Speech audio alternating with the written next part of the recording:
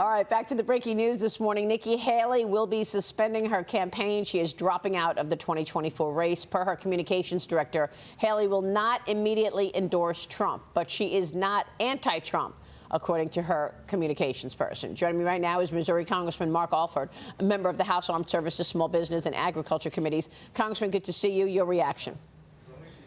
Well, look, I think it's about time Nikki Haley drop out of this race. She needs to go a step further. She needs to endorse President Trump. She promised to endorse and get behind the eventual nominee. She may wait till that actually happens, till he secures the nomination with the votes needed in the primaries and caucuses around our great country. But Nikki Haley ran a good race. She was a voice for some people, but it's clear that the American people want Donald J. Trump back in the White House. What about her donors and her followers? She did win one state last night, and she did win two states. She got Washington, D.C. as well. There are those people who have supported her. Will they move on to Trump, do you think?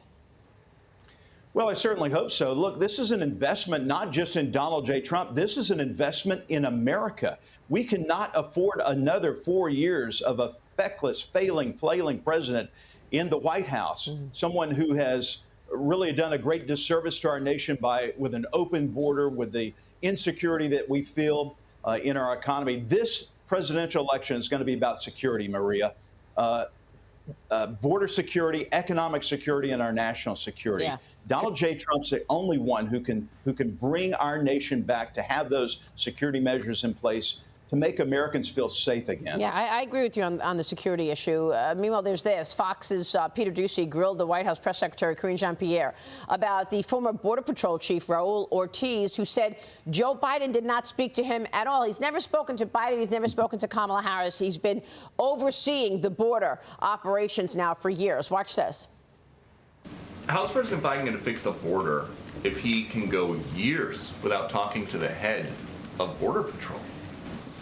He was literally just with the chief of the Border Patrol, just this past Thursday in Brownsville, Texas. The chief, who was in charge for 2 years before that, said, I've never had one conversation with the president or the vice president. How is that possible? So one thing I will say about Chief, you're talking about Chief Ortiz. So he was invited, I believe, to participate in the president's first trip visit to El Paso, which was back in January of 2023, and he did not attend. The White House also refusing to say whether President Biden will mention Laken Riley and her murder during tomorrow's State of the Union address. Riley, a Georgia nursing student, allegedly killed by an illegal migrant while she was out on a jog. Congressman, the illegal came into this country in September of 2022 through El Paso, Texas. Your thoughts? Well, look, I do not believe that President Biden is going to have the gumption to mention Laken Riley, much less have her family in the gallery like he should. I think this is a blatant example of just how out of touch this president is with the American people. As you cited, him going to Brownsville, not talking to the head of the Border Patrol. He's getting his information from somewhere, and I think it's a lot of lies and obfuscations and gaslightings from Mayorkas and others who are almost putting the president in a bubble and not letting him be in touch with the reality. This president's going to come here Thursday. He's going to speak before our body. I think he's going to be angry. I think there's going to be some yelling and finger pointing like he did last time. This is an angry man, and I think he's angry because he knows he is going to lose this race. Well, Monica Crowley, jump in here. The president will give that State of the Union tomorrow night. Reporters are asking him about recent polls and his plans for the big speech yesterday. Watch this. Mr. President, what's your message to Democrats who are concerned about your poll numbers? My poll numbers, the last 5 polls you guys don't report, I'm winning 5 in a row.